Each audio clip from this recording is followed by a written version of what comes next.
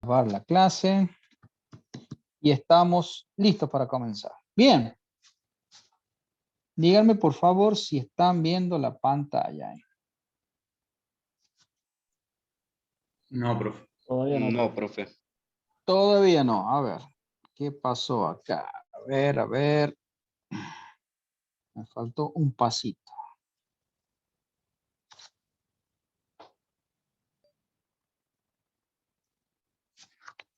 A ver ahí. Ahora sí. Ahora sí, perfecto. Muy bien, muy bien. Bueno, a partir de la clase de hoy, vamos a comenzar a desarrollar lo correspondiente a la unidad temática central del programa previsto para la asignatura. Esto tiene que ver con el tema sistema motor, el estudio del sistema motor.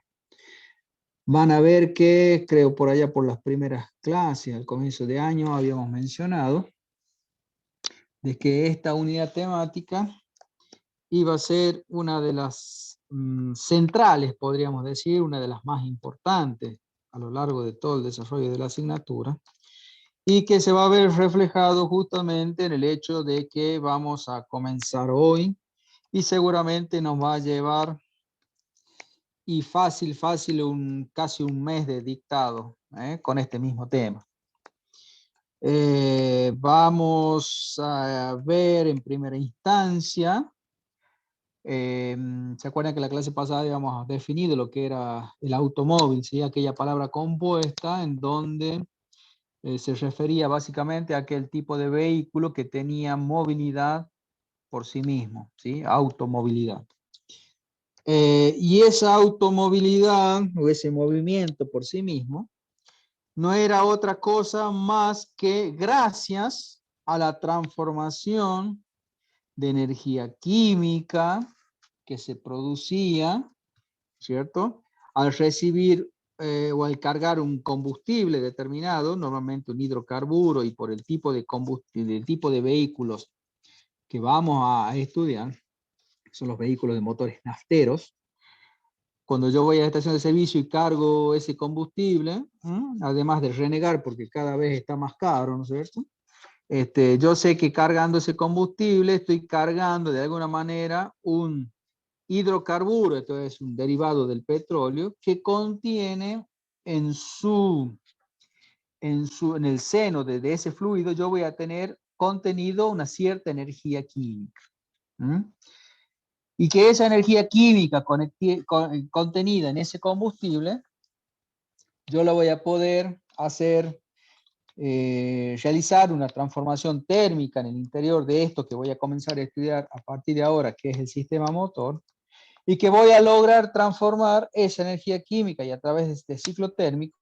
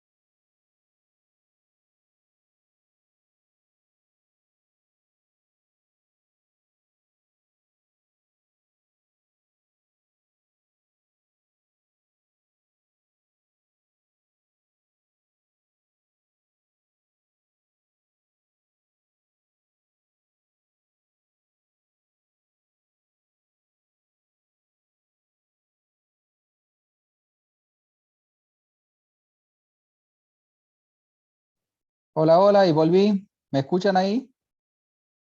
Sí, profe, ahora sí. Ah, bien. Mil disculpas. No sé qué le pasó y ahora no me va a dejar seguramente compartir pantalla. Qué problema. ¿Está compartiendo? Ah, ya no. Ahora no. A ver, vamos a ir de nuevo. Se me había tildado la máquina.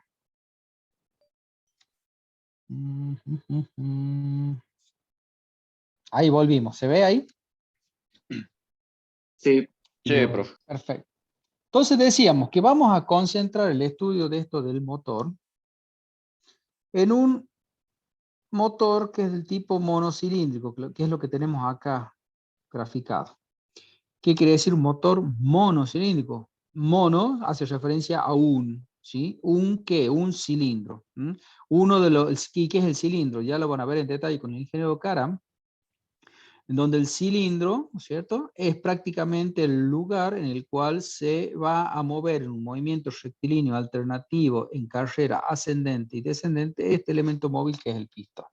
Pero no se apuren ni se desesperen y demás, vamos a ir de a poquito introduciendo términos que nos van a servir en el entendimiento del funcionamiento de esto que es el motor.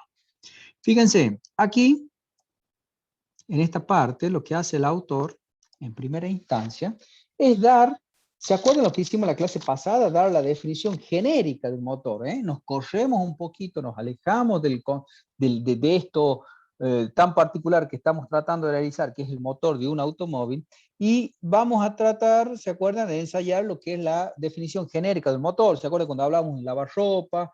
Creo que habíamos mencionado una licuadora, y decimos que en términos genéricos, al hablar de motor nos referimos a un conjunto de elementos mecánicos, dispositivo mecánico, en el cual, ¿sí?, recibe algún tipo de energía, ¿sí?, y lo transforma en energía mecánica rotacional en un eje.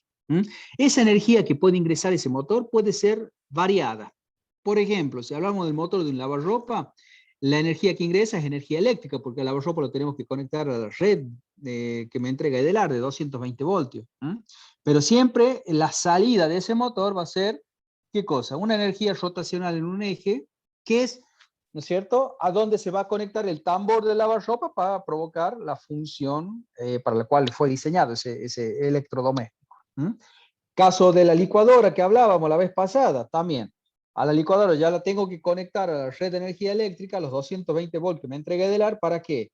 Para que a partir de esa energía eléctrica de entrada se logre transformar en ese motor de la licuadora en un movimiento rotacional, en un eje, ¿sí?, que el cual va a estar conectada a las cuchillas de la licuadora, por ejemplo, y me va a permitir, no sé, picar el hielo para el trago que me voy a tomar dentro de un rato en la cena, por ejemplo.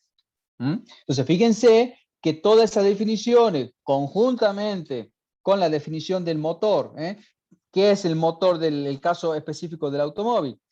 ¿Qué hace? Transforma energía química contenida en lo que decíamos en un combustible, en ese que cada vez que voy a la estación de servicio y reniego porque cada vez está más caro, lograr transformar esa energía química de ese combustible, transformarlo en una energía mecánica rotacional en un eje, que en este caso va a ser en un cigüeñal, un elemento que se llama cigüeñal.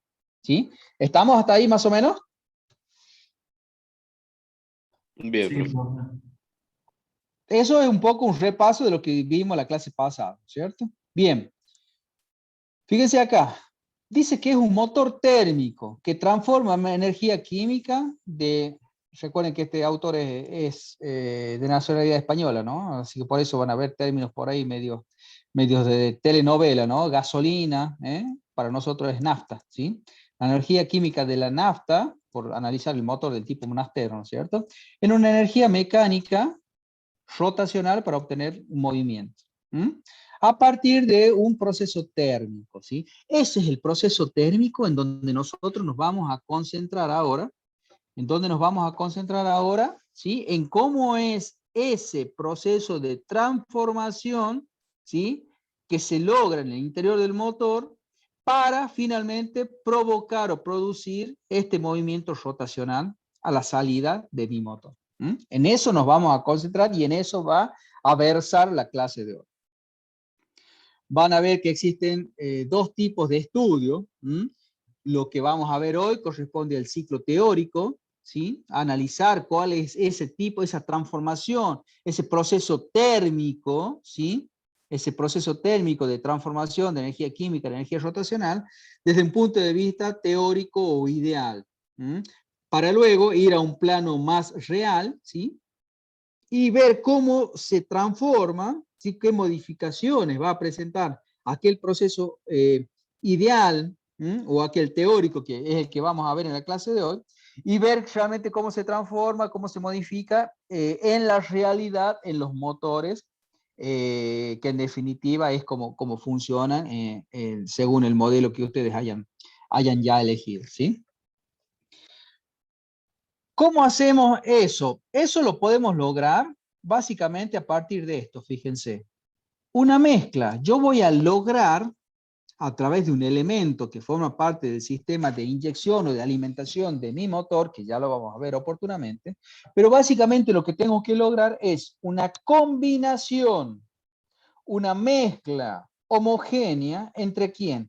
Entre aire, que va a aspirar ese motor a partir, o que va a tomar el motor, digamos, a través de una unidad filtrante, de un filtro de aire, y lo van a mezclar en una relación que nosotros vamos a ver y la vamos a llamar relación estequiométrica.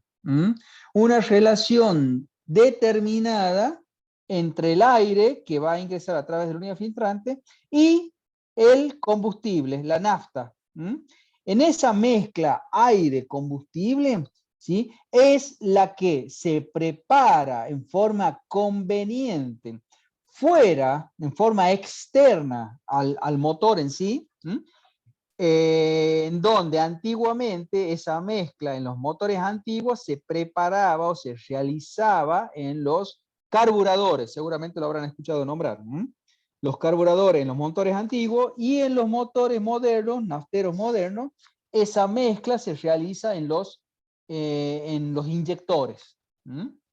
Yo tengo que lograr una mezcla estequiométrica en los inyectores de mi motor para que eso preparado externamente pueda ingresar ya en la forma correcta, en la proporción correcta y completamente homogéneo al interior de mi motor. ¿Para qué? Para provocar a partir de ello que yo pueda lograr esto que está acá, lograr un proceso térmico acorde para liberar esa energía química. ¿Sí? Bien, ¿cuáles son los elementos principales que aparecen en escena acá y que vamos a comenzar a nombrar a partir de ahora, digamos? Fíjense, todo esto de acá se llama motor monocilíndrico, ¿sí? Porque vamos a comenzar el estudio de algo simple, sencillo, didáctico, de un solo cilindro. A partir de ahí, ese motor vamos a ver, tal como les anticipé anteriormente, y que van a ver en forma detallada, todo motor se encuentra conformado por piezas que son fijas y piezas que son móviles. ¿Cuáles son esas piezas fijas, si se quieren? A ver, por acá, por arriba, yo tengo un elemento que se llama tapa de cilindro. ¿Por qué tapa de cilindro? Justamente porque va encima y tapando a este elemento que está acá que se llama cilindro. A ver si podemos hacer esto. Déjenme probar esto. Vamos a copiar la figurita esta sola. Y vamos a tratar de ir dibujando sobre la misma. Dame un segundo acá. Vamos a hacer lo siguiente. Electrotecnia. Vamos a crear una nueva nota que se llame, no sé, motores. Motores. 2021. Bien. Una vez creada esa nota,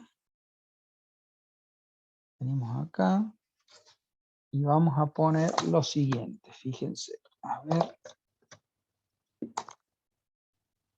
Entonces, ingeniería electromecánica.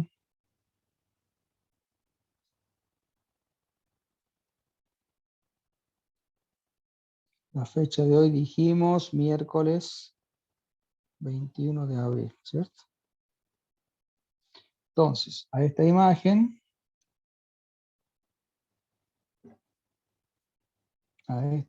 de acá, la vamos a compartir.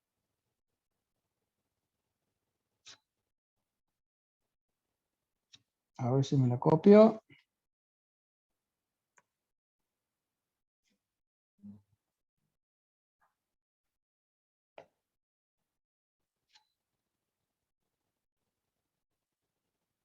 Perfecto, ahí me copio la imagen. Bien.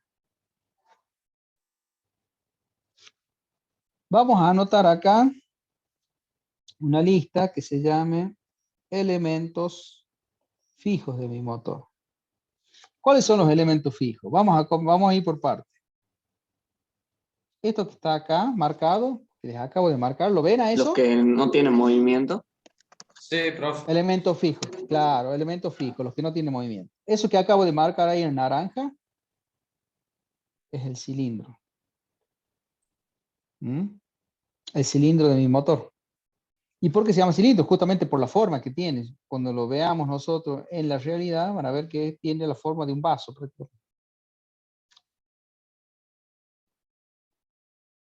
Por eso el nombre del cilindro. ¿Cuál otro elemento fijo vamos a tener? La bujía. Vamos a tener, claro, exactamente, la bujía. La bujía, que está por acá, la bujía, en la parte superior. Acá hay otro elemento que no está dibujado por simplicidad, pero se los voy a dibujar acá. Vamos a poner otro color.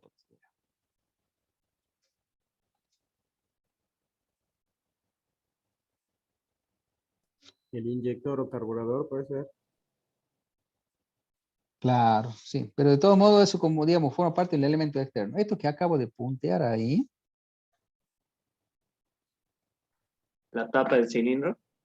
Exactamente, la tapa del cilindro. Tapa, ¿por qué? Porque justamente está puesta encima de mi cilindro.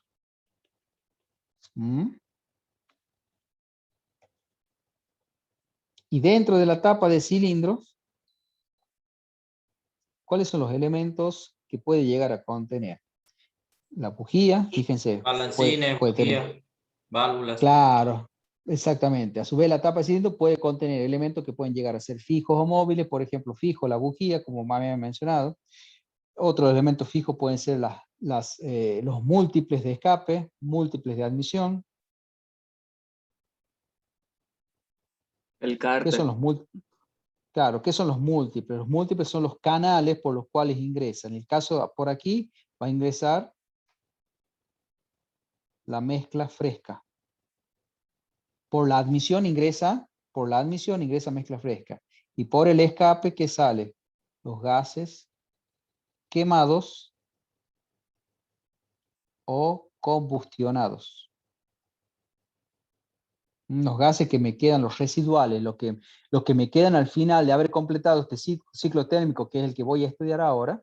Al final de ese ciclo térmico, una vez que yo ya le saqué la energía química, ese combustible, esa mezcla de aire y combustible, me quedan gases o me quedan residuos, ¿sí? Me quedan elementos residuales, los cuales ya al no poder sacarle más energía química, yo necesito, digamos, barrer, limpiar ese cilindro y prepararlo de la mejor manera para el próximo ciclo, para la próxima entrada de mezcla fresca, ¿sí? Bien. ¿Qué otro elemento tenemos? Por acá, si ustedes quieren, vamos a poner un listadito con los elementos móviles.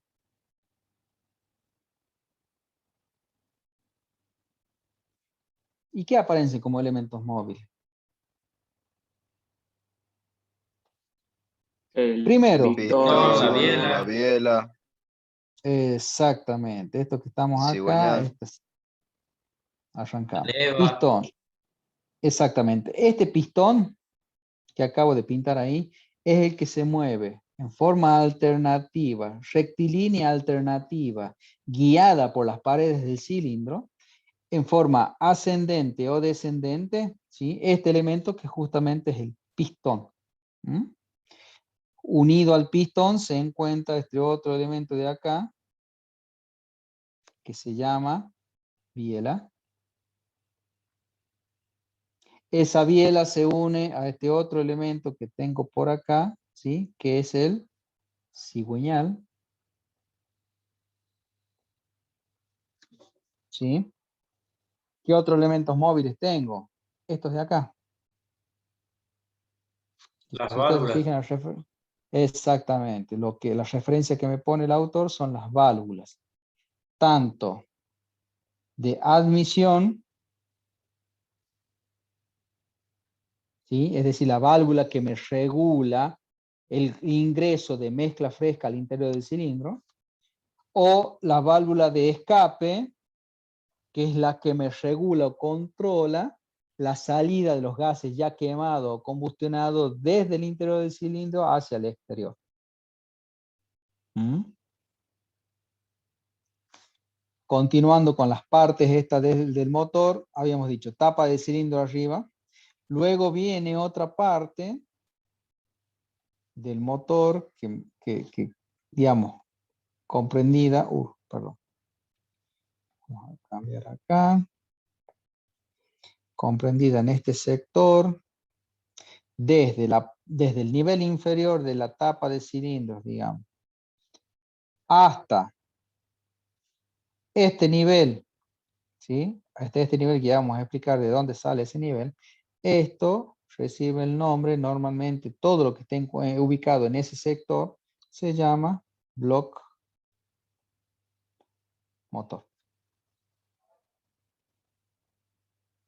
Y finalmente, por acá por abajo, desde la base, desde la parte esta inferior del bloque motor hacia la parte más baja de todo este motor, aparece en escena lo que se llama como cárter.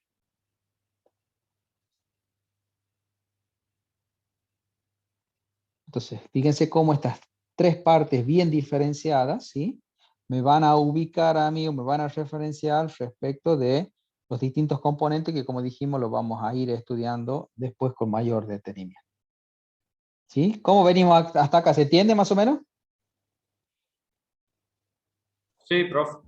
Sí, profe. Todo esto, perfecto. Todo esto que vimos acá,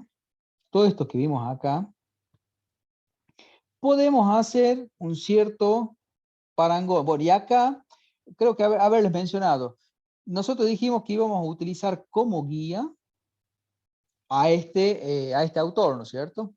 Y vamos a ver que en ese tomarlo como guía va a haber algunas cuestiones que vamos a ir corrigiendo sobre la marcha, entendiendo por ahí que los errores que presenta se deben a una cuestión de tipeo. A ver, por ejemplo, a partir de este momento y hasta que ustedes se reciban y trabajen y demás, como futuros colegas míos, ingenieros electromecánicos, ustedes cuando estén en presencia de un motor de combustión interna, lo notamos por acá, motor de combustión interna, que es lo que estamos haciendo el estudio a partir de hoy.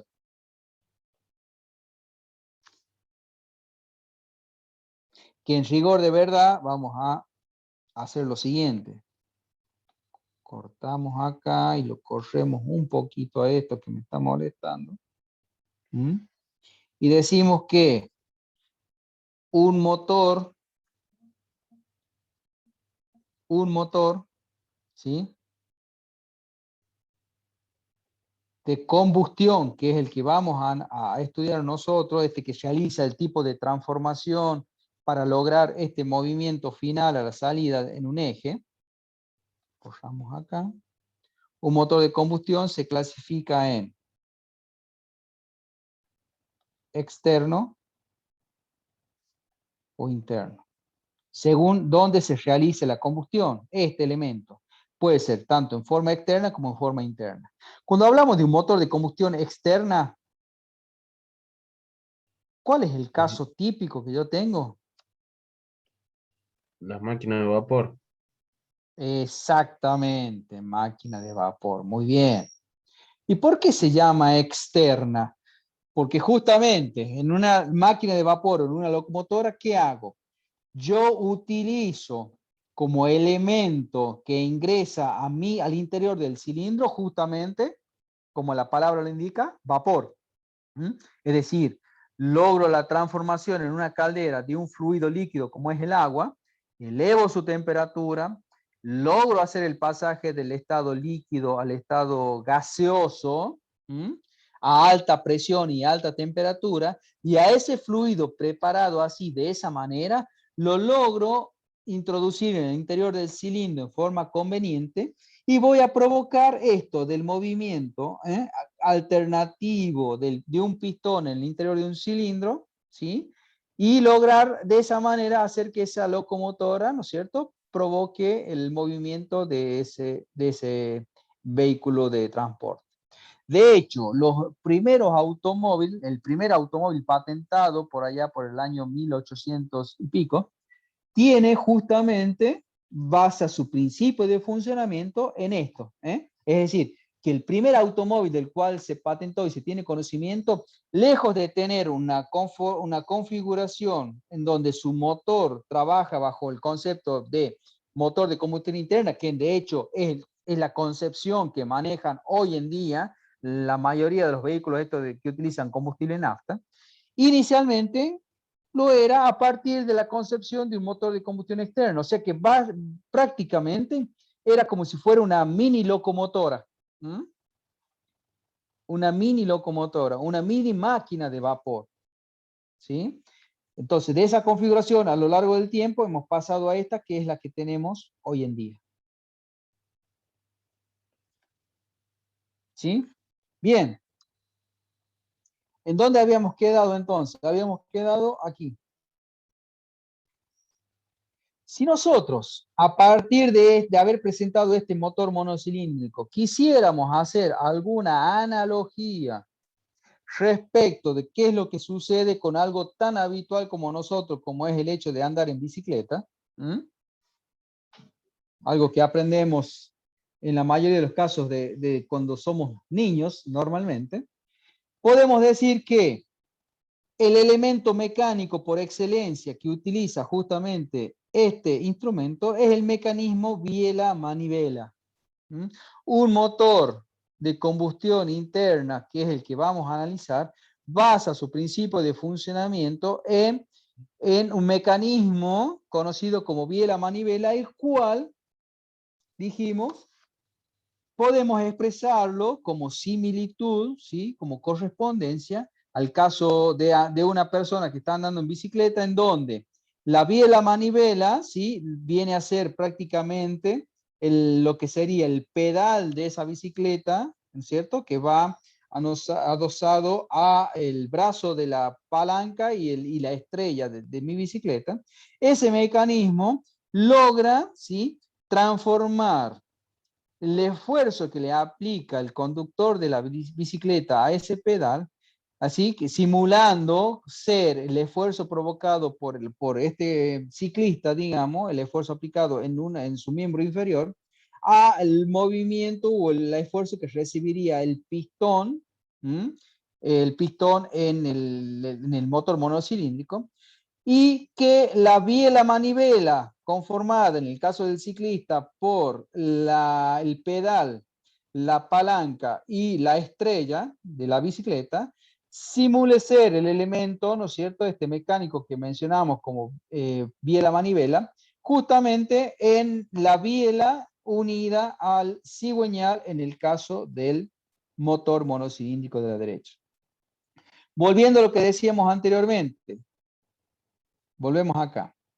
Uno de los errores que presenta el autor, en este caso particular, errores entendiendo que es de tipeo, tiene que ver con esto de acá. Fíjense, ¿qué tengo indicado ahí? El sentido de giro. Aparéntase. El sentido. Exactamente. Para nosotros, desde ahora, ¿sí? Desde ahora en adelante, todo motor, cuando yo me presente frente a un motor de combustión interna, ese motor siempre visto de frente va a girar en el sentido de las agujas del reloj. Y hablamos en ese caso un sentido dextrogiro, o sea, en el sentido de las agujas del reloj. De nuevo, todo motor de combustión interna fabricado en Argentina, fabricado en China, fabricado en Estados Unidos, fabricado en Alemania, en Francia, en donde a ustedes se les ocurre, en cualquier lugar del planeta, ¿sí?, que exista un fabricante de motor de combustión interna, sabe o se establece por principio, ¿sí?, por unificación, por criterio de unificación, que ese motor va a trabajar bajo el concepto de sentido de giro, en el mismo sentido de la aguja del reloj, sentido dextrógiro.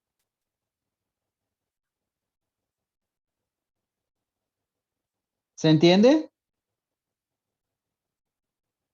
Sí, profe. Visto de frente, ¿no? Esto, de nuevo, aclaramos. Visto de frente.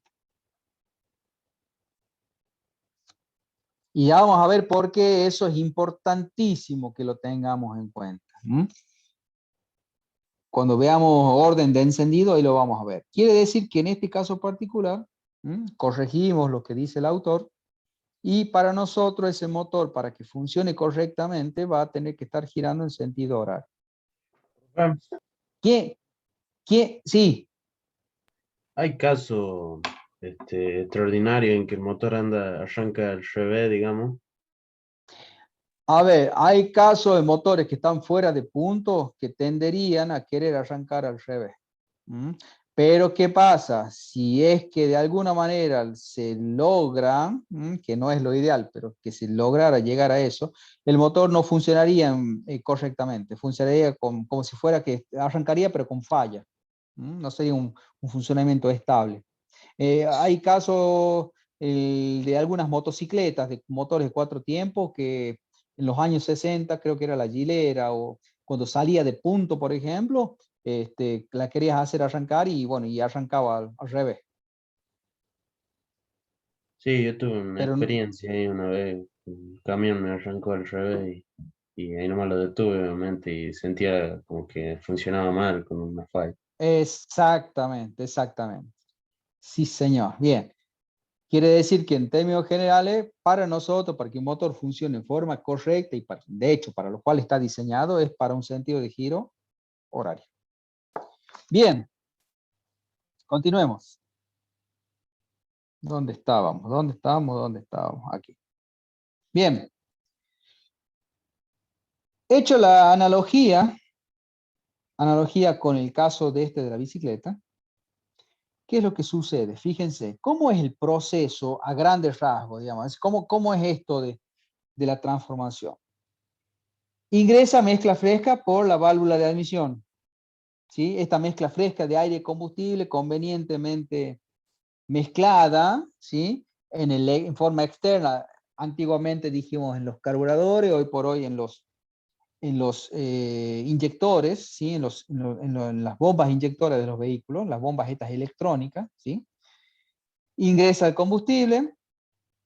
Lo primero que se encuentra, ¿con qué elementos se encuentra al ingresar por la tubería de admisión, la tubería de la izquierda? ¿Con qué elementos entra en contacto primero? Con un elemento que se llama... La válvula, con la válvula. Exactamente, con la válvula de admisión.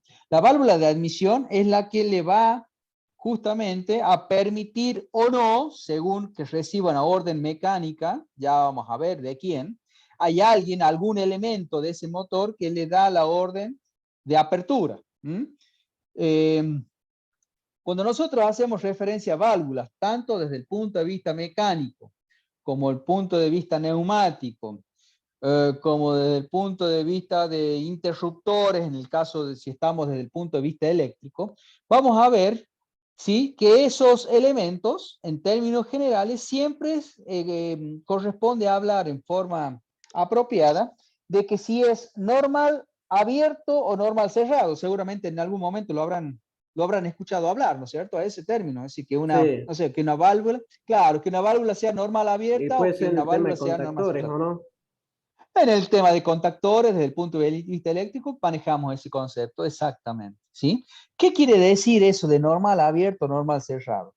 Que si hacemos referencias desde el punto de vista mecánico a esto de la válvula de admisión, decir que la válvula de admisión es normal cerrada, quiere decir que hasta tanto esa válvula no reciba ninguna orden mecánica de alguien, ya vamos a ver de quién, del más allá, por ahora del más allá, hasta que no reciba una orden mecánica del más allá de apertura, esa válvula, por ser diseñada bajo el concepto de ser normal cerrada, iba a permanecer cerrada por naturaleza, por diseño, por concepción. O sea que, tal como está dibujado en el dibujo, si ustedes se fijan, ¿sí? Esa válvula de admisión, al ser normal cerrada, estaría en principio impidiendo el ingreso de mezcla fresca por la tubería de la izquierda, la tubería de admisión. ¿Me siguen hasta ahí? Sí, profe. Sí, profe. Una vez que esa válvula de admisión recibe la orden de apertura, y como obediente que es esa válvula, ¿sí? Es muy obediente, recibe la orden y provoca la apertura. ¿Qué significa provocar la apertura? Hacer de que esa válvula se dirija tratándose de acercar al pistón. Se introduce la parte ancha, ¿sí? Se abre y queda en una posición, fíjense, a ver si lo tenemos por acá.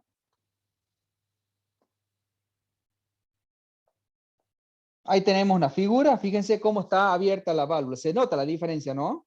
La válvula de admisión, Sí, profe. sería la válvula de la izquierda ahí abierta. ¿Está? Sí.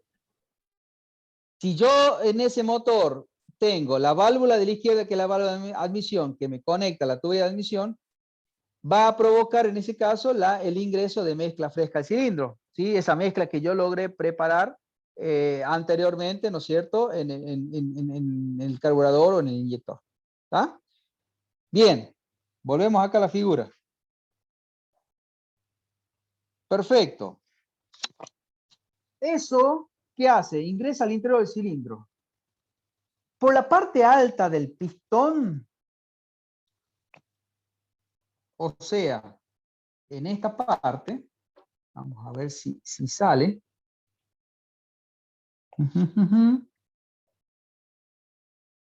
¿Ven esa parte que estoy rayando? Sí, profe.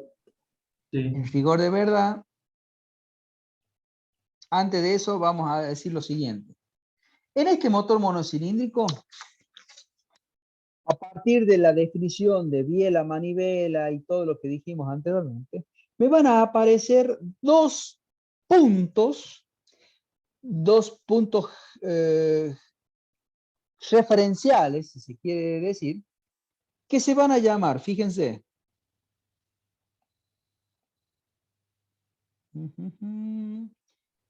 Aquí. ¿Qué dice ahí? PMS. Punto muerto Punto superior. muerto superior. Eso, ahí me gustó, muy bien. Punto muerto superior. Y me va a aparecer por acá este otro, Punto muerto que inferior. por analogía se va a llamar, como dicen los compañeros, punto muerto inferior. Y hacemos la aclaración. Esto de punto muerto, lejos está del punto muerto que seguramente les resultará un tanto más familiar al hablar de que cuando llego a mi casa, al garage y demás, lo paro y lo dejo con punto muerto al motor. Esa expresión hace referencia a una posición particular de la caja de velocidades, ¿sí?, que ya vamos a estudiar, ¿no es cierto?, convenientemente cuando estudiemos sistemas de transmisión.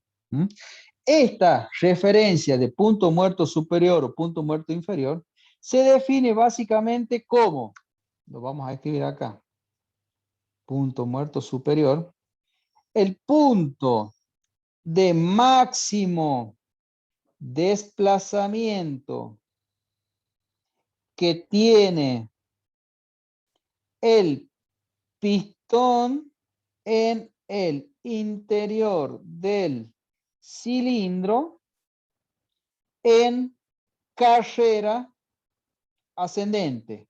¿Qué quiere decir carrera ascendente? Cuando el pistón está subiendo, ¿sí? Se encuentra subiendo y que a través del mecanismo biela-manivela, la máxima posición que puede llegar a encontrar este pistón es la parte superior y les va a quedar el pistón ahí más o menos dibujado.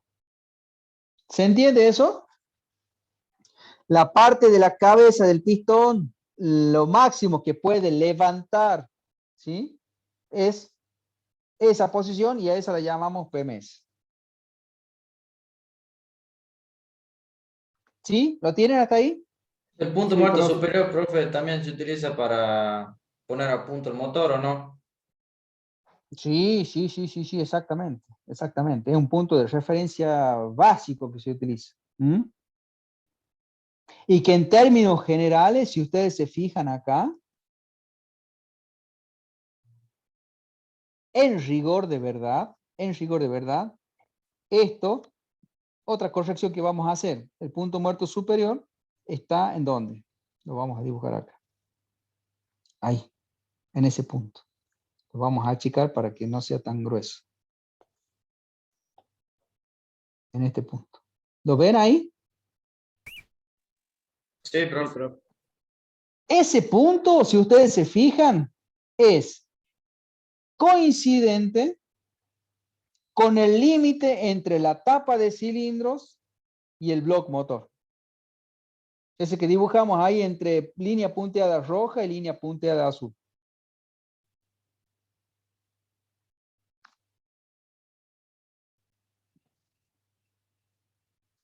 Punto muerto inferior. Por definición, punto de mínimo desplazamiento que tiene el elemento móvil que llamamos pistón en el interior del cilindro en carrera descendente. Descendente con SC, por favor. Descendente. De manera tal que, una vez definido estos dos puntos bien definidos,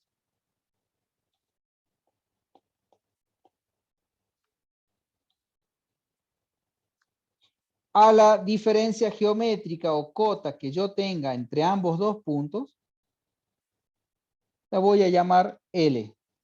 ¿Quién es L?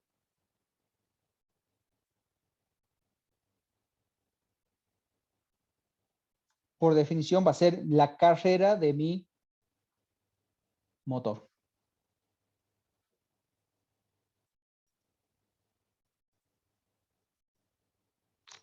L igual PMS menos PMI.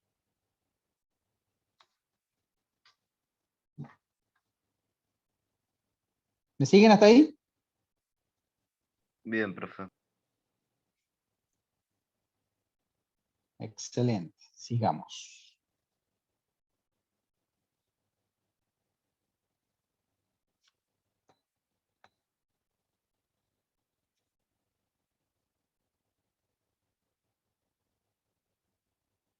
Esperen que se me empacó la máquina.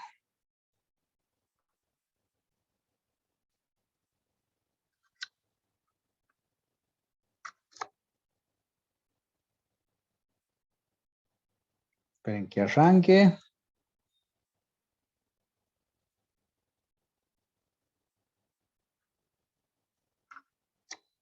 Bien, ¿hasta acá alguna duda? ¿Alguna consulta? No, Fácil profe. hasta ahora, ¿no es cierto? Bien.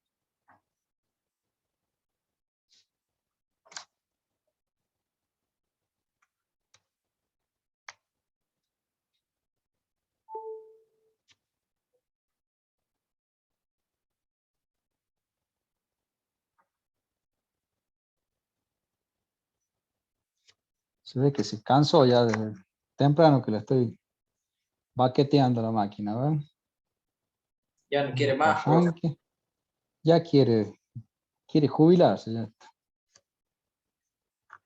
No, pero no le vamos a dar con el gusto. Así como buen argentino le vamos a sacar el jugo, ¿cierto? Como tiene que ser.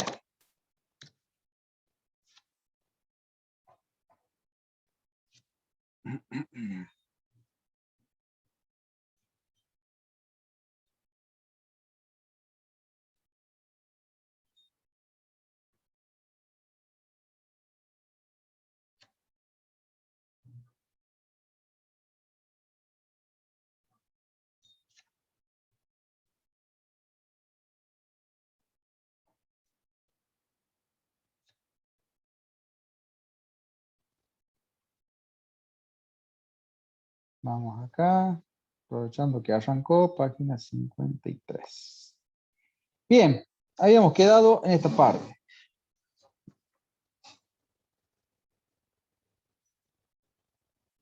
Vamos a entrar entonces a ver detalladamente cómo es esto del ciclo de 4 tiempos, ¿sí? Ciclo teórico de 4 tiempos. O ya vamos a ver también muchas veces en algunos autores lo van a encontrar como ciclo de Carnot, ciclo a volumen constante, digamos, tiene distintas denominaciones. ¿Sí? Antes de analizar esto, lo que nosotros tenemos que tener en consideración algo muy importante, y es lo siguiente, yo para poder realizar el estudio que estoy por comenzar a hacer ahora, tengo que tener la consideración de que mi motor ya se encuentra en funcionamiento. Es decir, ya se encuentra girando en el sentido horario visto de frente, que es lo que dije hace un momento como convención internacional de giro. Van a ver ustedes que cuando profundicemos en el estudio del motor, va a haber un elemento auxiliar a ese motor principal de combustible nafta, un motor auxiliar, que es el que logra en determinadas circunstancias y es el que me permite a la mañana cuando me levanto y me tengo que ir a trabajar, ¿sí? O a la tarde cuando antes que no estuviéramos aislados por la pandemia, teníamos que ir a la universidad porque tenía clase y que el ingeniero Heredia ya comenzaba con la clase de Electro 2, para poner en marcha ese motor y que estaba en la cochera, supónganse el vehículo, yo lo primero que hago es introducir la llave en el contacto y le doy arranque. ¿Qué es darle arranque? Es poner en funcionamiento a ese motor auxiliar que trae normalmente los motores, a los vehículos, ¿sí? Y que ese motor auxiliar sea el que cumpla con esta condición que acabamos de decir, que es la de poner en funcionamiento de mi motor, para que una vez puesto en funcionamiento, ¿sí? Yo recién logre hacer todos los ciclos que voy a describir a partir de este momento. Entonces necesito sí o sí un motor auxiliar, que en términos generales y a los efectos prácticos y en el lenguaje común, ¿cómo le llaman normalmente al motor de arranque? Burro de arranque. El burro. Eso. Bien. Así que cuando escuchen a alguien decir eso, díganle, no, por favor, el ingeniero Heredia me dijo y me enseñó que se llama motor de arranque auxiliar. Así los empiezan a mirar raro también, ¿ah? Automático, Bien. lo escuché un par de veces también, profe. Lo que pasa es que el automático es una parte o un elemento del motor de arranque, que a otros, digamos, lo nombran por el nombre comercial, el Bendix. Lo habrás escuchado así. Claro, sí, sí. Claro, es un elemento auxiliar del motor auxiliar, ¿sí? El Bendix me hace gracia porque es como hacer referencia a la sabora. Che, tráeme, estoy por comer milanesa, tráeme la sabora, en vez de decir, tráeme la mostaza, no, tráeme la sabora. Hay muchas de las cuestiones de la vida práctica en donde hacemos referencia más que al elemento en sí, al nombre o a la marca, ¿no es cierto? En este caso pasaría lo mismo, es decir, hablamos del Bendix, no, es el automático del motor auxiliar, ¿sí?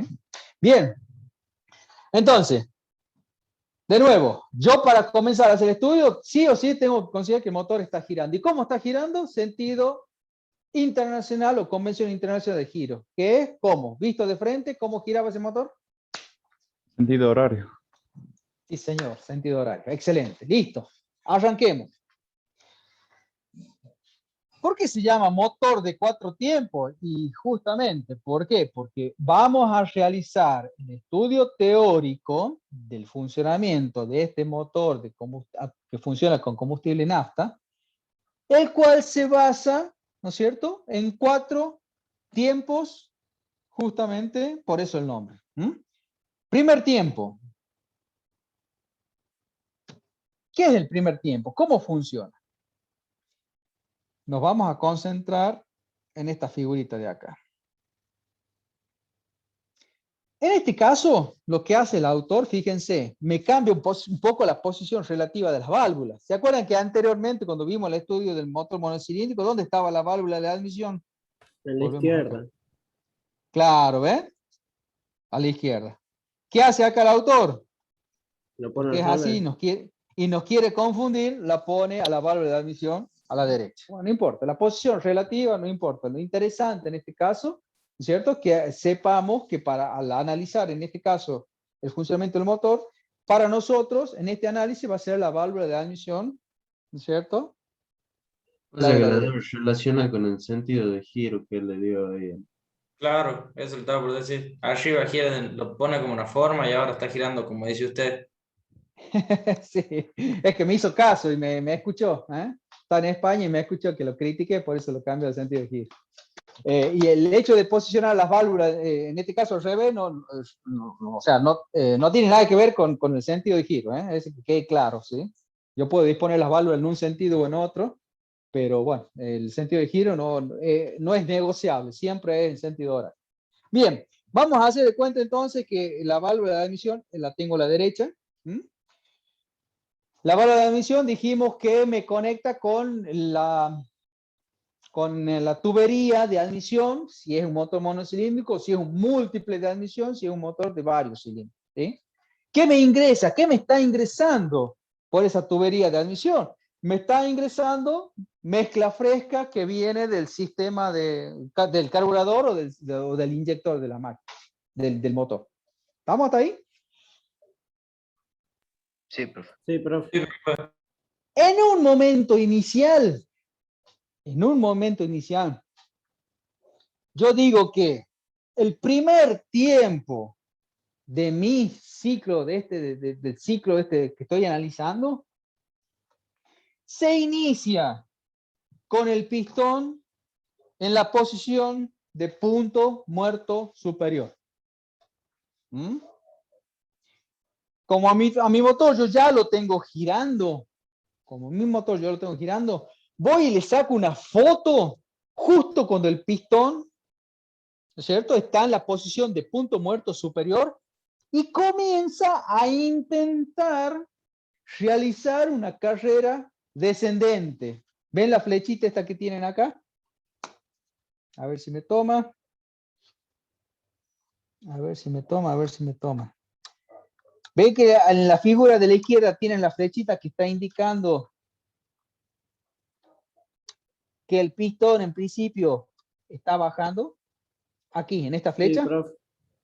Sí, se ve. Yo partí del pistón en posición de PMS. Cuando el pistón está en PMS, la válvula todavía está cerrada. Pistón PMS, válvula cerrada.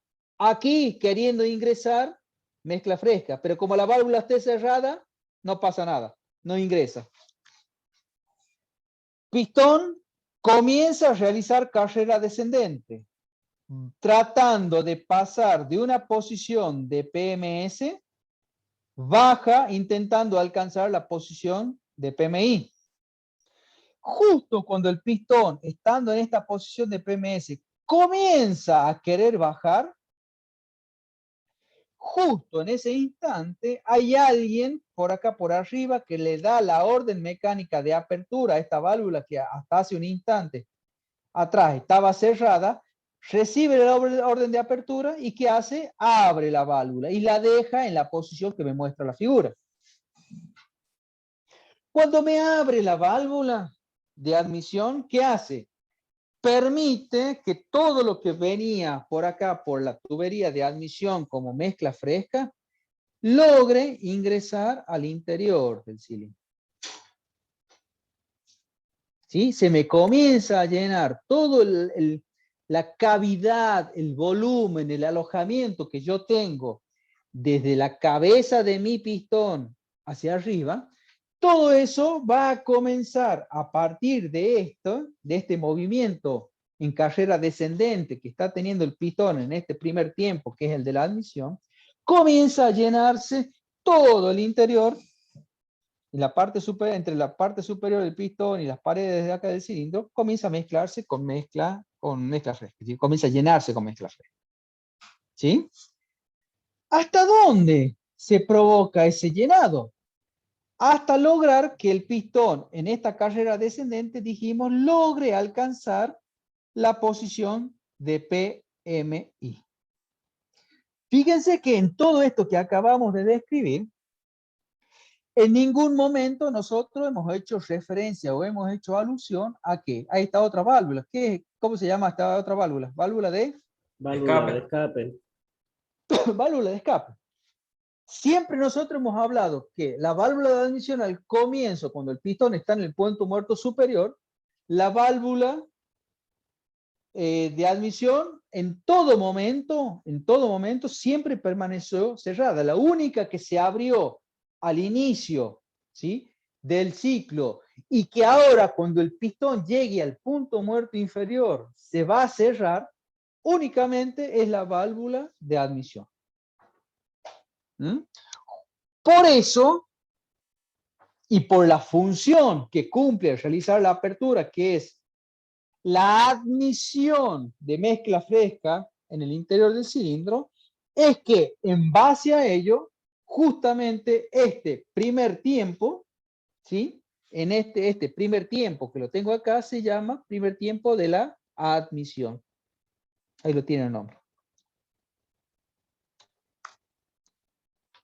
¿Me siguen hasta ahí?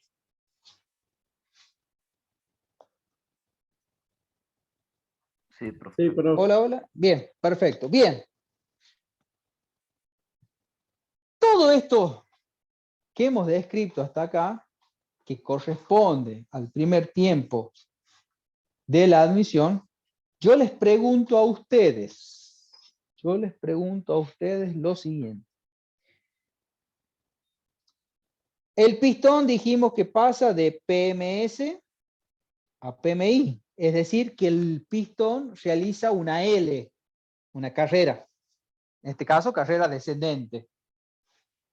¿Cuánto giró el cigüeñal? ¿Cuántos grados giró el 180. cigüeñal para hacer? ¿Lo ven todos a eso? Yo para lograr a través del mecanismo biela-manivela que mi pistón gire, el pistón realice una carrera, tengo que lograr que el elemento giratorio llamado cigüeñal logre realizar un giro de 180 grados. Ya lo vamos a ver cuando veamos alguna imagen dinámica que tengo de esto, ¿sí? Eso que acabamos de decir. Hablar de 180 grados, lógicamente equivale a hablar de que el cigüeñal ha efectuado medio giro. ¿Sí? Bien. ¿Dónde finaliza el primer tiempo? El primer tiempo de esto que estamos analizando, que es el ciclo teórico, finaliza cuando el pistón logra alcanzar la posición de PMI, y es en ese instante, dentro de esto que estamos viendo del ciclo teórico, el momento en el cual la válvula de admisión, que mientras estaba bajando el pistón estaba abierta, al llegar a esa posición de PMI, se produce el cierre de la misma. Bien. todo lo que hemos descrito hasta acá forma parte del proceso, ¿no es cierto?, de lo que sucede en el interior del motor en este primer tiempo. ¿Qué sigue a continuación? En orden lógico, sobreviene el segundo tiempo de este motor de 4 tiempos, el segundo tiempo. ¿Y dónde se va a iniciar? Se inicia justo en el final del primer tiempo. ¿Dónde se iniciaría entonces este segundo tiempo? ¿El pistón en qué posición? Punto muerto inferior. Eso, bien, perfecto. ¿Cómo están las válvulas ahí al comienzo del segundo tiempo? Cerradas. Cerradas. Exactamente. La de escape, en ningún momento de lo que describimos del primer tiempo hemos mencionado apertura alguna, es decir, siempre permaneció cerrada. Y la válvula de admisión, que al inicio del primer tiempo se abría cuando el pistón comenzaba a bajar, vemos que se cierra, dijimos que se cierra justo cuando llega a la posición de PMI. Y como el segundo tiempo arranca desde esta posición, arranca o inicia el segundo tiempo con ambas válvulas cerradas.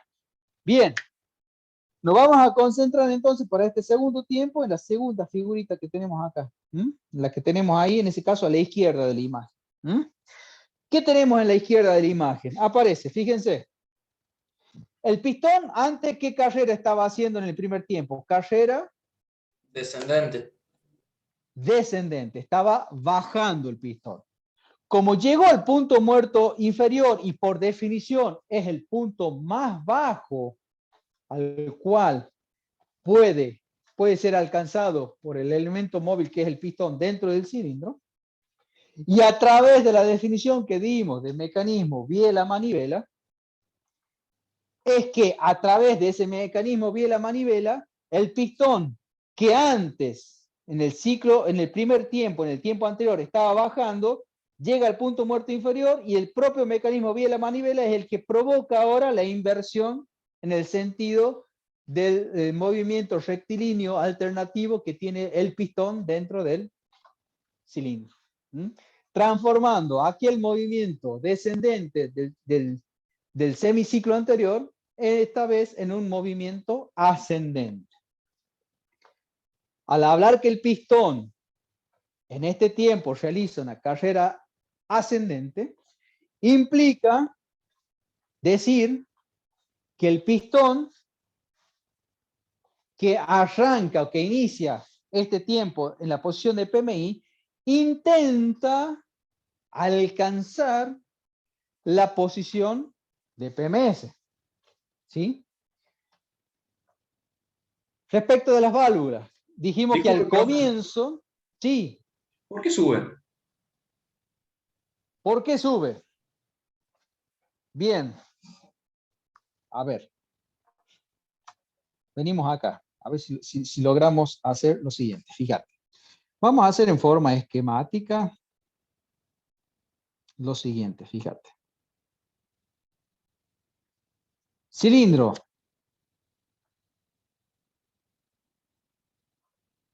Pistón.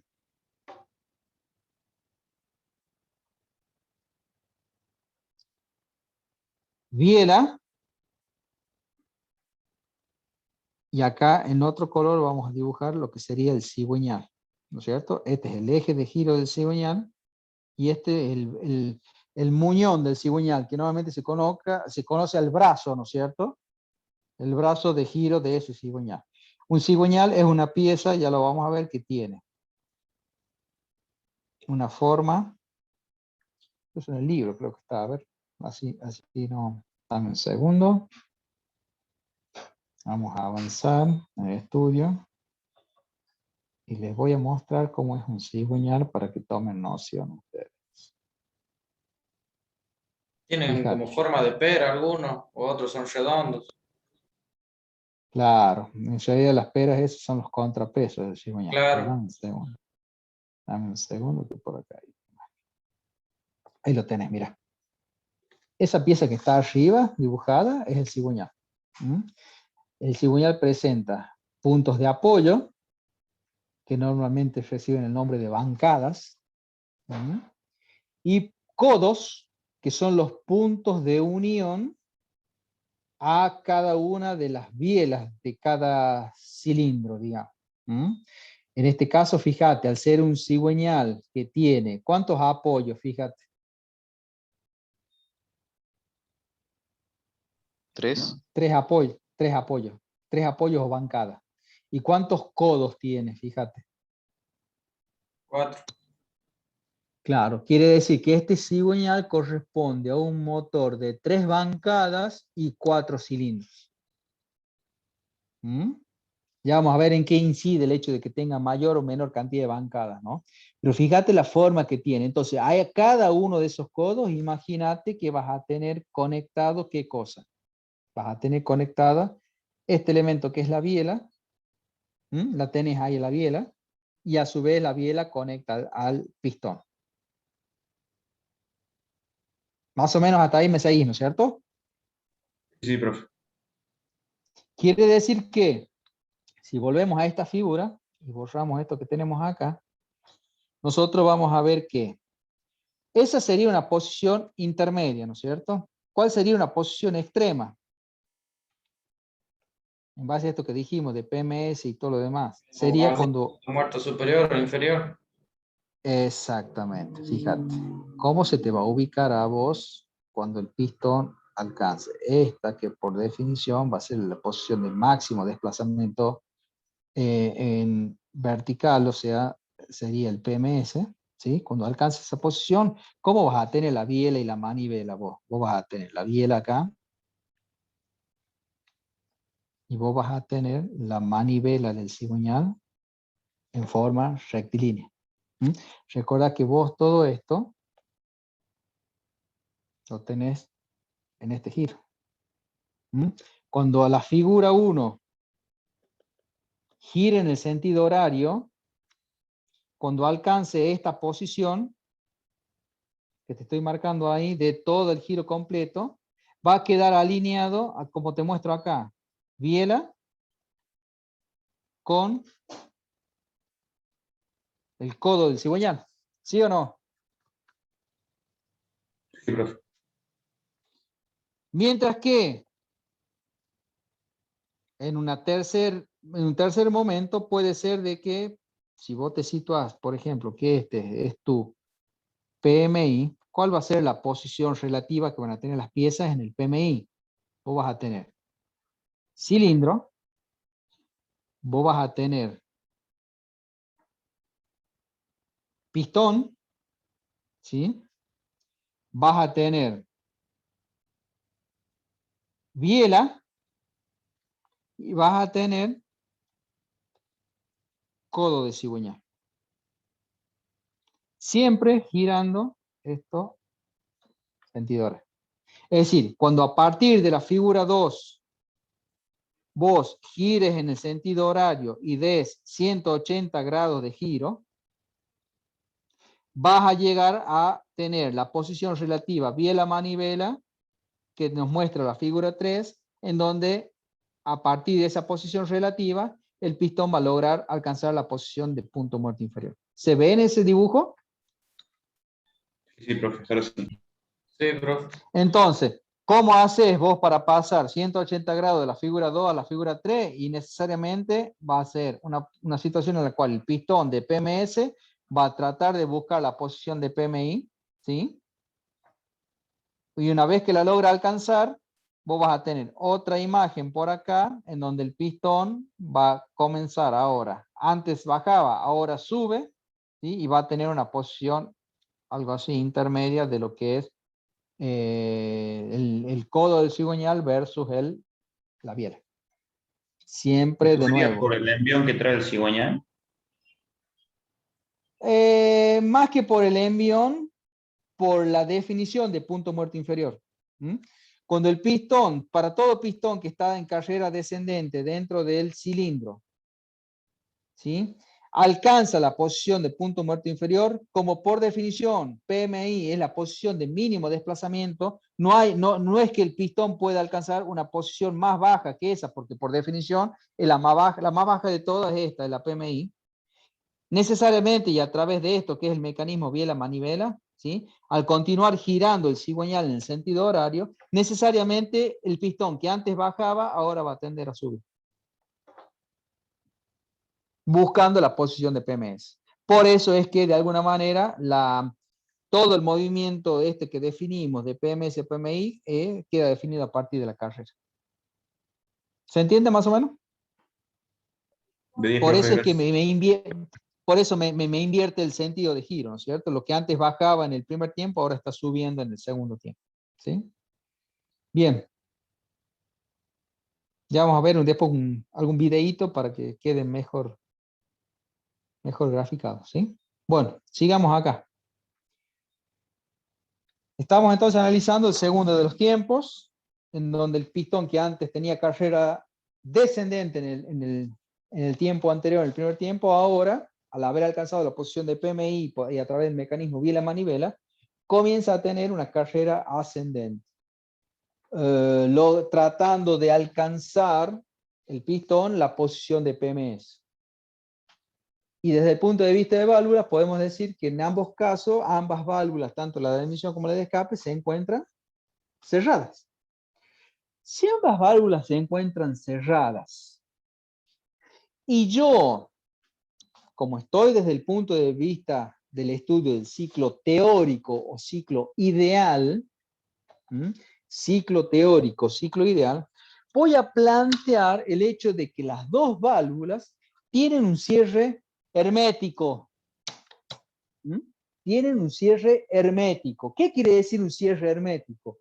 Que las válvulas, al estar cerradas, como muestra la figura acá de la izquierda, van a impedir, bajo todo concepto, que todo el fluido que me vaya metiendo acá, todo el fluido que me vaya metiendo ahí, ¿no es cierto?, que me haya ingresado como mezcla fresca del interior del cilindro, ¿sí?, no tenga bajo ningún concepto posibilidad alguna de escaparse a través de las válvulas, ya sea tanto de la válvula de admisión, es decir, retornando la mezcla fresca por el mismo lugar por donde ingresó, del lado de la derecha, o que al no cerrar bien la válvula de escape tenga posibilidad de irse o escaparse esa mezcla fresca por la tubería de escape. ¿Se entiende? Eso que estoy planteando yo ahí es básicamente establecer un criterio de estanqueidad.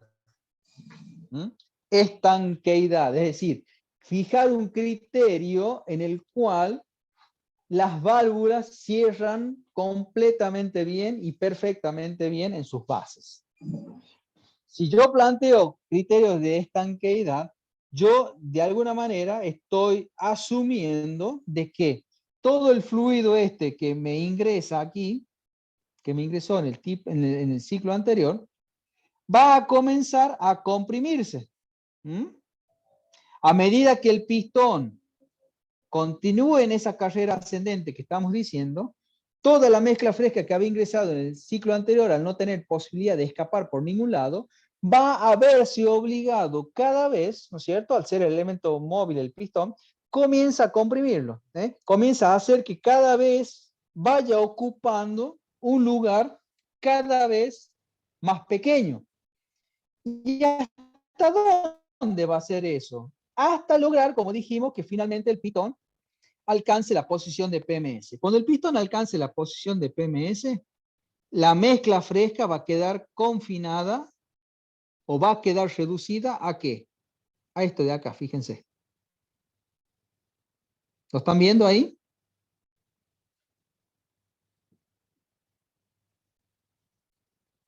Sí, profe.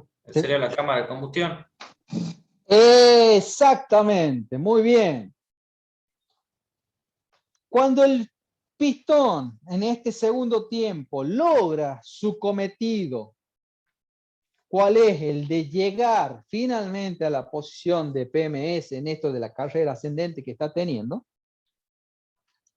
logra alcanzar el pistón a la PMS y hace que toda la mezcla fresca, esta rayada en rojo que recién puse, que es la mezcla fresca que me ingresó en el primer tiempo, quede confinada y quede reducida, ¿sí?, al no tener posibilidad de escapar por ninguna de los dos lados, queda reducida en un espacio muy, muy, muy pequeño, ¿sí? En un alojamiento muy pequeño. De hecho, la tapa del cilindro, que dijimos que era la que se encuentra justamente por encima del cilindro y del bloque motor, tiene dentro, o sea, encima justo de cada cilindro, tiene prácticamente como si fuera una pequeña cavidad o hueco, ¿sí? Para permitir que cuando llegue el pistón a la posición de PMS, ese volumen, ese hueco, esa cavidad tallada en la tapa del cilindro, en ese lugar quede confinado, ¿sí? O quede reducido en esa pequeña cavidad los gases, esta mezcla de aire y combustible que hacemos mención. Quedan alojados, como dijo el compañero, en la cámara de compresión. Imagínense que ustedes a esta altura de las situaciones, ¿sí? A esta altura de la situación, esa mezcla aire-combustible se encuentra a alta presión y alta temperatura. A ver, volviendo al caso de la bicicleta, ¿sí? Dijimos que la mayoría de los casos, normalmente nosotros estamos acostumbrados a aprender a andar en bicicleta cuando somos niños, ¿sí? Y en eso de andar en bicicleta, y ahora de grande quizás, alguna vez se les habrá, me imagino, se les habrá desinflado la bicicleta, ¿sí? Utilizan para volver a inflarle demás justamente el elemento que es el inflador. Si consideramos el caso de un inflador de mano, que tengan disponible para inflar la rueda de la bicicleta, habrán notado ustedes que al tomar o considerar ese inflador de mano justamente como un elemento que es el cilindro con un pistón, ¿sí? Y un vástago, que sería la biela, en el interior de ese inflador, habrán notado ustedes que si son diestros, es decir, si son, digamos, si se llevan mejor con la mano derecha ustedes, ¿qué hacen? Toman el inflador, ¿no es cierto?, con el mango por la mano derecha. Con su mano izquierda toman el cuerpo del inflador, ¿sí?, haciendo que inserten la válvula de la rueda y comienzan a ejecutar con su mano derecha, ¿no es cierto?, las carreras alternativas del vástago del inflador hacia adelante y hacia atrás, hacia adelante, hacia atrás. Es decir, provocan la presión, la función de inflado, ¿no es cierto?, para que esa rueda alcance el valor de presión necesario y puedan salir y irse al dique, andar en bicicleta. ¿Está? ¿Qué es lo que notan ustedes en su mano izquierda? ¿Qué es lo que notan en el cuerpo del inflador a medida que ustedes van inflando? ¿Lo notaron alguna vez a eso? Un calentamiento. Eso, ahí me está gustando. ¿Por qué es el calentamiento? Y por el Fricción. subir y La bajar fricción. del pistón. Fricciona, si vos te fijas, fricciona tanto en el PMI como en el PMS del inflador. Sin embargo, la parte, fíjate, la más alejada de la válvula está relativamente fría. La que se calienta, ¿cuál es? El extremo donde está la válvula. Yo estoy comprimiendo aire, entonces la presión aumenta y la temperatura por ende también. Exactamente. A ver, cuando yo provoco la presión, o sea, la función de inflado, yo estoy haciendo, cuando tiro del vástago hacia atrás, ¿sí?, estoy haciendo, de alguna manera, preparándolo y llenándolo de aire, ¿sí?, a todo el interior del cilindro, para que luego al comprimir, es decir, al intentar acercar el extremo del vástago hacia la válvula, ese aire, ¿sí?, que lo tomo a presión atmosférica normal, ¿sí?, lo comprima. Si yo analizo ese efecto desde el punto de vista de la teoría molecular de la materia, ¿qué me dice la teoría molecular de la materia? Que en el caso del aire, hacer un elemento fluido, ¿sí?, en situación de presión normal, se encuentran sus moléculas a una distancia X. Si yo a ese aire lo comprimo, ¿qué es lo que estoy haciendo con el inflador? Haciendo de que a un determinado volumen lo obligo a ocupar cada vez un espacio, un volumen cada vez más reducido, yo lo que estoy provocando en esas moléculas de aire es hacer de que comiencen a tener cada vez una menor distancia intermolecular.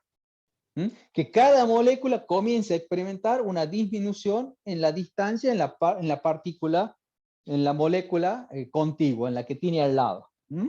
Y en esa disminución de distancia intermolecular, justamente es lo que provoca el aumento de presión, que es lo que me va a permitir a mí inflar finalmente la rueda, pasar de un aire que tomo a presión atmosférica normal, lo comprimo, elevo la presión y la hago pasar a la rueda, ¿sí? A través del pico del inflador, ¿sí?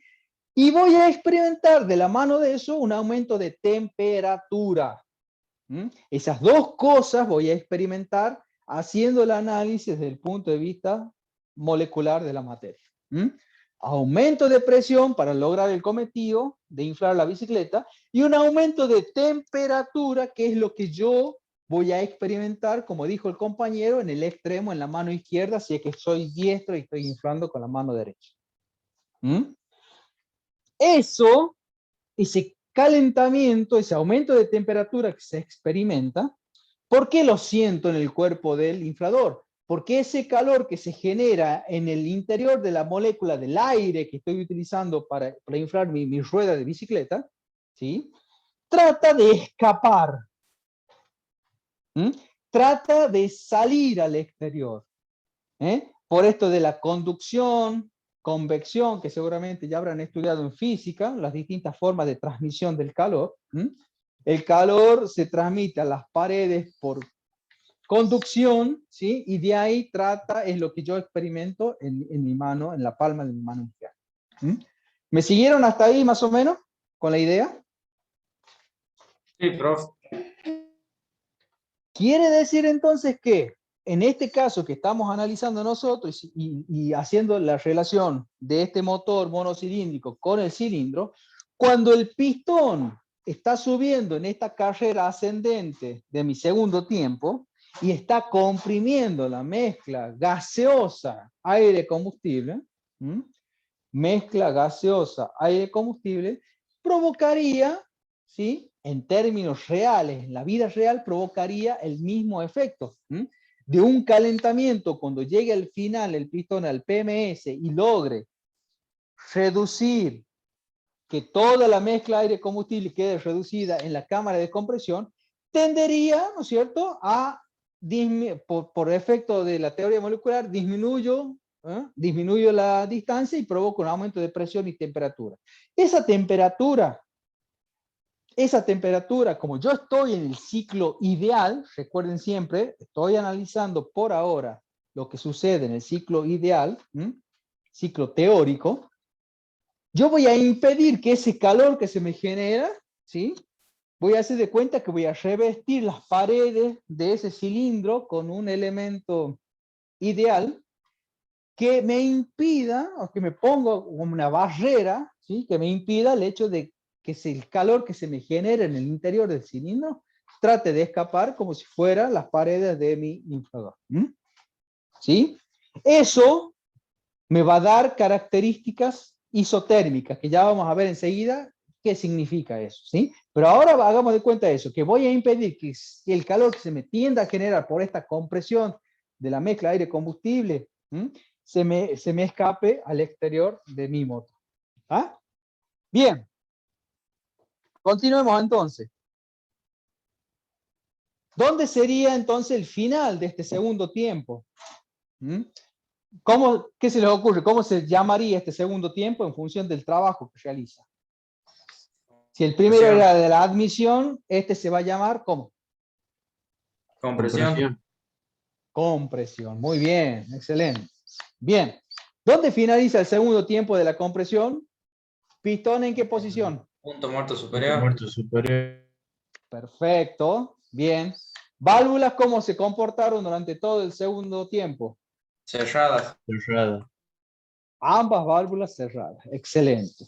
Y al final, Del segundo tiempo, la mezcla aire-combustible queda reducida o queda alojada, ¿en dónde dijimos? En la cámara. De combustión. Ah, me pensé que me iba a decir la cámara de la bicicleta. ¿Eh? No, en la cámara de compresión. ¿Mm? O cámara de combustión. ¿Está? Bien, listo. Terminado el cuentito del segundo tiempo. ¿Mm? ¿Qué continúa? Prosigue en orden lógico y cronológico el tercer tiempo. ¿Cuál es el tercer tiempo? Lo tenemos ahí dibujado en la figura de la izquierda de la pantalla. ¿Mm? ¿Dónde inicia el tercer tiempo? Inicia justo en el final del tiempo anterior, el tiempo de la compresión. ¿Mm?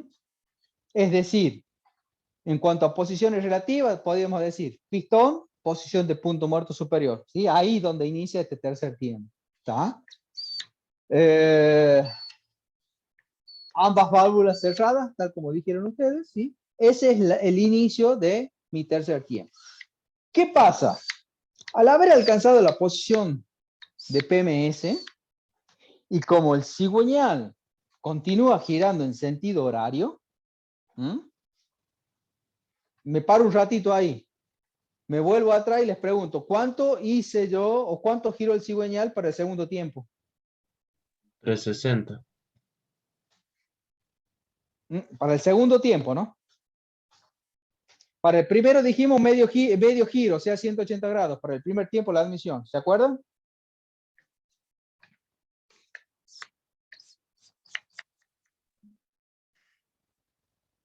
Para Para el el segundo primer tiempo, también 180. para el segundo también 180. O sea que hasta acá, desde que inicié yo, hasta ahora llevo medio giro de la admisión, más medio giro de la compresión, hasta ahora voy un giro completo. ¿Me siguen hasta ahí? Bien, profe. Bien. Volvemos al tercer tiempo. Dijimos, posición de inicio coincide con el final del tiempo anterior. Esto es, punto muerto superior, pistón punto muerto superior y ambas válvulas cerradas.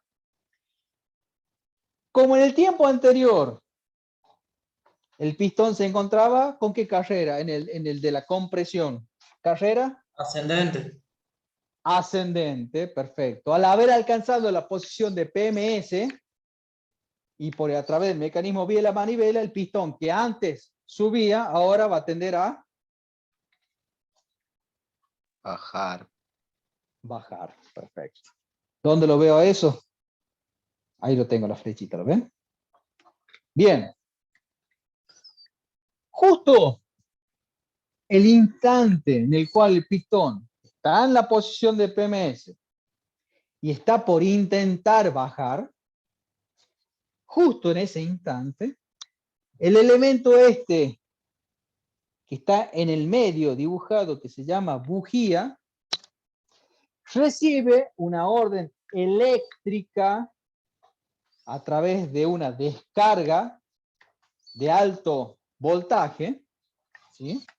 Justo en ese instante, y provoca en ese elemento una descarga eléctrica entre dos electrodos. ¿Mm? Esa descarga eléctrica de alto voltaje provoca que esa mezcla que yo dejé en el tiempo anterior y la preparé y la dejé alojado, reducida en la cámara de compresión a alta presión y alta temperatura, va a provocar esa descarga que justamente es como que van y le prenden, ¿no es cierto?, el encendedor a un bidón de nafta, más o menos. Provoca, y ahí viene la pregunta, ¿una explosión o una combustión de esa mezcla aire-combustible? A ver, es lo mismo hablar, o sea, si queremos hablar con cierta propiedad, ¿es correcto hacer referencia a una explosión y que sea lo mismo que una combustión? ¿Una ¿Será lo combustión estaría mismo, no? controlada, profe? Eso, ahí me La gustó, explosión sería perfecto. energía libre.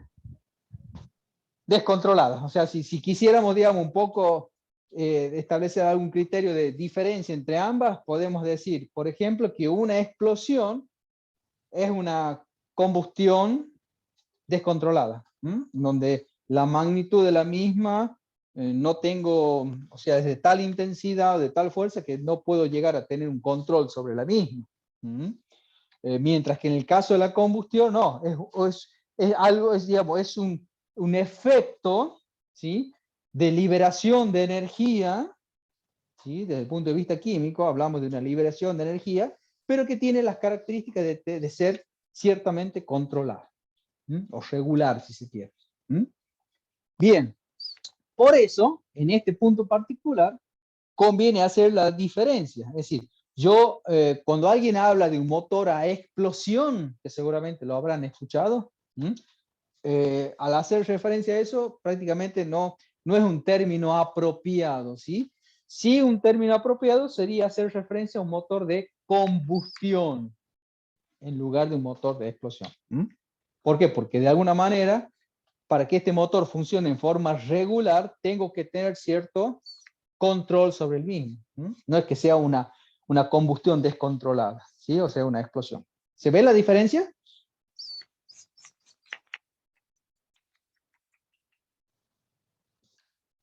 Sí, profe. ¿Sí? Bien, motor de combustión interna, más que motor de explosión. Bien.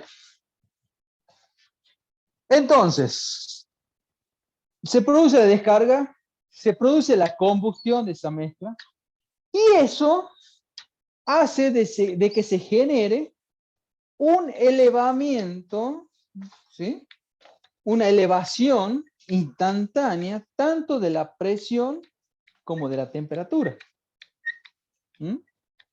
Haciendo de que a través de la formulita física, volvemos acá, ¿se acuerdan de esta formulita?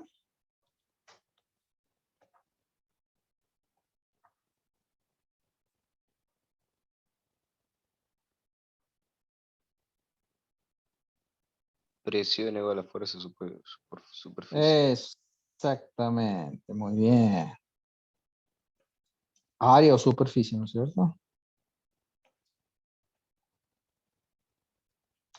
Entonces, ¿qué hace? Fuerza igual a presión por superficie. ¿Qué hace? Cuando la bujía recibe la orden mecánica de descarga entre sus electrodos, esta de acá se dispara hacia arriba, aumenta la presión. ¿Sí? Esa presión se aplica sobre un área o superficie. ¿Quién es el área o superficie? La cabeza de mi pistón. Por acá tengo la bujía, electrodos, ¿sí?, el electrodo de la bujía, se produce la chispa y eso hace de que se genere una sobrepresión que impacta directamente en la superficie o el área de la cabeza del pistón. Haciendo en consecuencia que aparezca una fuerza de impulsión sobre la cabeza del pistón y que lo obligue a realizar ¿qué cosa al pistón? Que está hasta ahora en la posición de PMS. Provoca una fuerza F que lo obliga al pistón a realizar una carrera descendente. Esto que acabamos de describir, es el único tiempo útil, de mi ciclo del motor de 4 tiempos. ¿Por qué? Porque en definitiva es justamente en este punto donde luego de haberlo preparado convenientemente la mezcla aire-combustible, yo la logré llevar a un punto tal de preparación de una determinada presión y una determinada temperatura para que quede justa, para que a partir de esta descarga logre, a partir de ello, la liberación de energía química que hicimos mención desde un comienzo. En este punto en donde se cumple aquello que dijimos de la transformación de la energía química a través de un ciclo térmico de trabajo. Por eso es que decimos que este tercer tiempo es el tiempo útil, el único tiempo útil, porque lo demás o es de preparación, ¿sí? Son de preparación en todos los casos. ¿Sí? Bien, volvemos a la figura. Se produce la descarga de la bujía, se produce una elevación de la presión que provoca una fuerza sobre el área de la cabeza del pistón. Haciendo de que en esta carrera útil descendente lo obliga al pistón, ¿no es cierto?, a través de esa fuerza que aparece en escena acá, que el pistón alcance la posición. ¿Qué posición lo obliga a hacer? En ese caso, a alcanzar PM, ¿cuánto? Inferior. PMI, exactamente. PMI. Fíjense que en todo esto que acabamos de mencionar, ¿cómo siguen las válvulas? Cerradas. Cerradas, profe. Sí, siguen cerradas. Siguen cerradas. No hay ni entrada ni salida de ningún combustible, lo que es ni ninguna mezcla gaseosa y demás. No hay intercambio del interior del cilindro al exterior, ¿sí? Ni entrada ni salidas. Bien. ¿Cuándo termina el tercer tiempo? Cuando el pistón logra alcanzar la posición de PMI.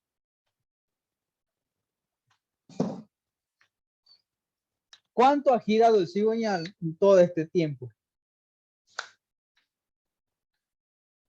El cigüeñal, y bueno, si pasa del PMS al PMI, en este ciclo teórico, ciclo ideal, el pistón gira también otro 180 grados. Exactamente, otro medio giro más, ¿sí? ¿Y qué más podemos decir? ¿Cómo se llama entonces este tiempo? Explosión. ¿Explosión? ¿Explosión o combustión? Combustión. Bien. Y en rigor de verdad, fíjense, miren cómo pone el autor ahí. Ahí hay un poco de... Ahí diciendo un poco el autor. Estaría para nosotros,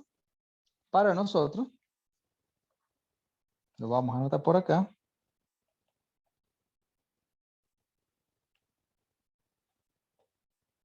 Dijimos, primer tiempo, admisión. Segundo tiempo, compresión. Tercer tiempo. El tercer tiempo, en rigor de verdad, se comprende, está comprendido por dos fases. Uno, de la combustión, no de la explosión, sino de la combustión. Y otra,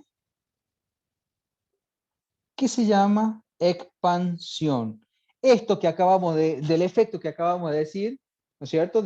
Cuando aparece la descarga de la bujía, eleva la presión, aparece la fuerza aplicada sobre la superficie, que es la cabeza del pistón, y provoca la expansión, que sería el fenómeno inverso a la compresión, porque estoy haciendo de que el gas ocupe cada vez un volumen, ¿no es cierto? Al descender el pistón, estoy haciendo que ese gas que ya se encuentra combustionado vaya ocupando, ¿no es cierto?, cada vez un volumen mayor.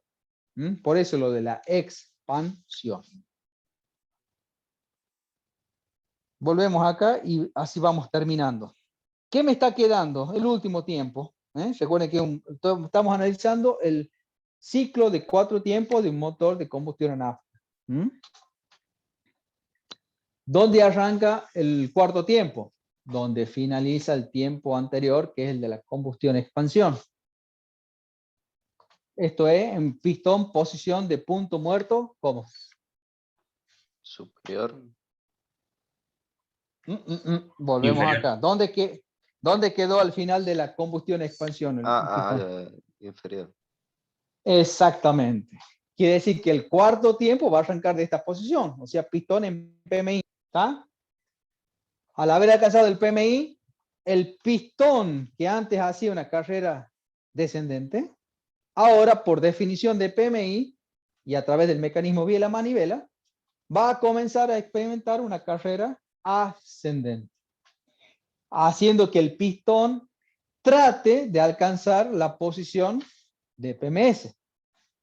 ¿Sí? Ahora bien, fíjense, como yo, el tiempo útil anterior, dijimos que yo ya logré, a través de esa liberación, o sea, de haberlo preparado convenientemente a la mezcla aire-combustible, y de haber buscado en el tiempo y en el momento apropiado la descarga eléctrica en la bujía para provocar la combustión de la mezcla aire-combustible, ¿sí? Yo ya logré a través de ese proceso extraer, como dijimos en algún momento, la energía química contenida en ese combustible. ¿Mm? Y como en este caso, y haciendo uso, recuerden que nosotros estábamos en una asignatura que es integradora. ¿Mm? Tratamos de integrar conceptos que ustedes ya vieron en primer año, por ejemplo, de química. Y seguramente ustedes hablaron o trataron el tema de los ciclos o las transformaciones que son irreversibles. ¿Sí o no? Al menos lo escucharon hablar. Bien.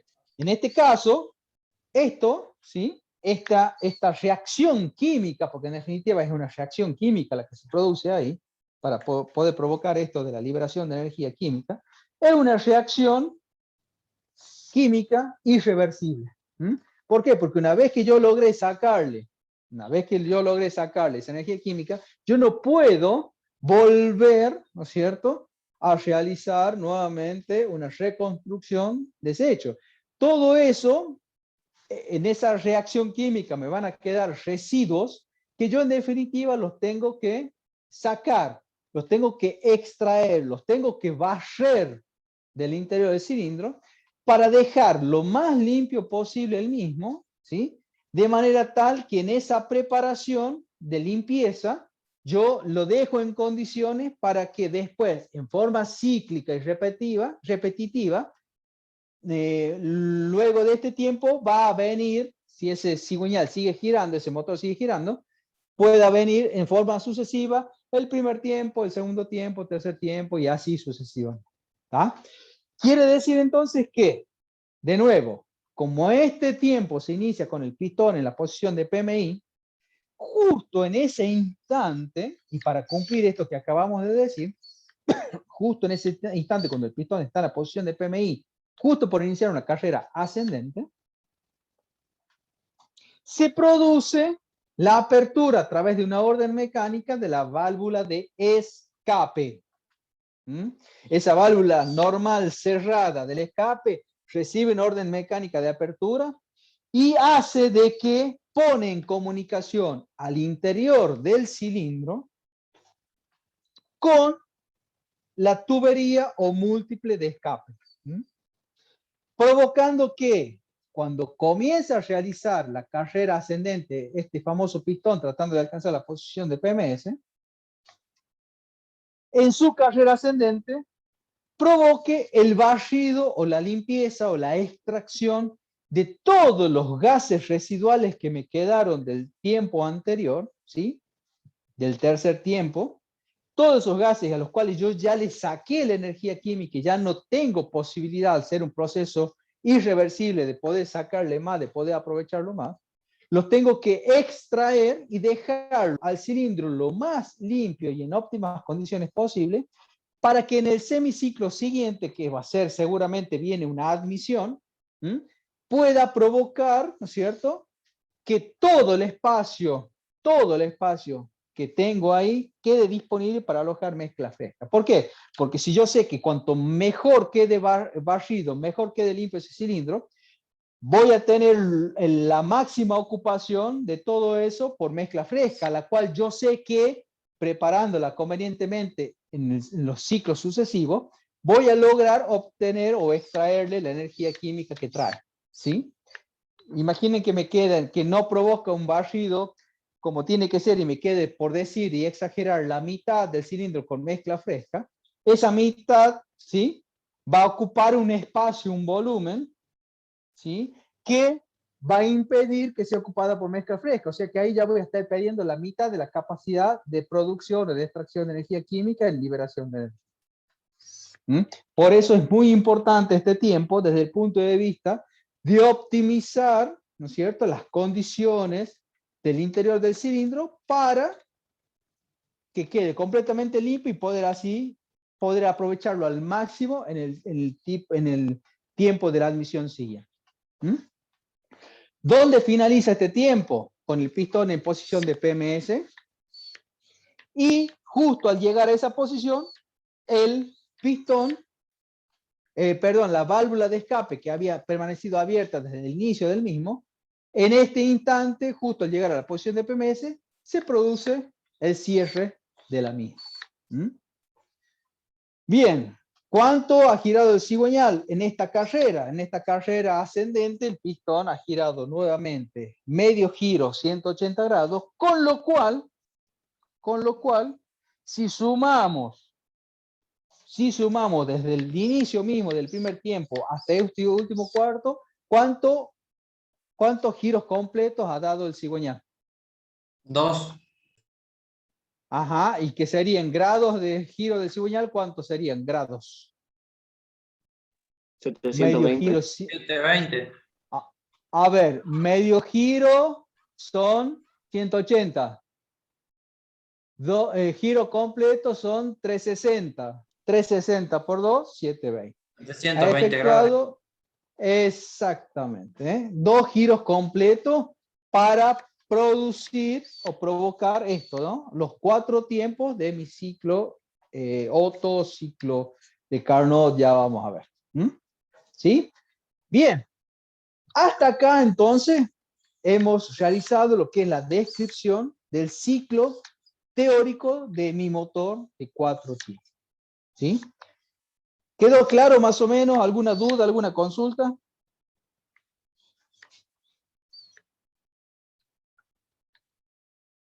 Creo que no. Más o profe. menos. Más o menos, ¿no es cierto?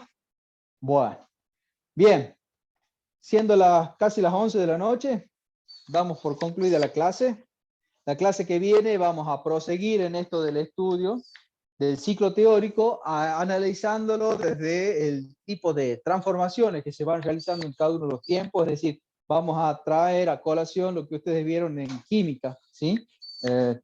Transformaciones isobáricas, transformaciones isotérmicas, seguramente isocóricas, que seguramente lo vieron, y bueno, vamos a ver cómo es que se aplica en esto del análisis del ciclo teórico desde el punto de vista de las transformaciones que va a experimentar la mezcla aire-combustible en el interior en cada uno de los tiempos en función de las variaciones de la presión y del volumen.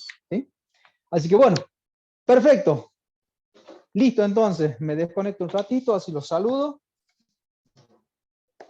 ¿Qué les pareció la clase? ¿Interesante?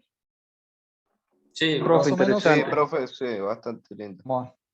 Bueno, listo. Ya cuando veamos video, más todavía. Vamos a ver. ¿Ah? Bueno, los saludo. Muchas gracias. Nos estamos viendo el miércoles que viene. ¿Sí? Chao, profe, nos estamos viendo. Bueno, Hasta luego, profe. profe, que ande bien. bien. Hasta luego, profe. Gracias. Hasta luego. Chau, chau.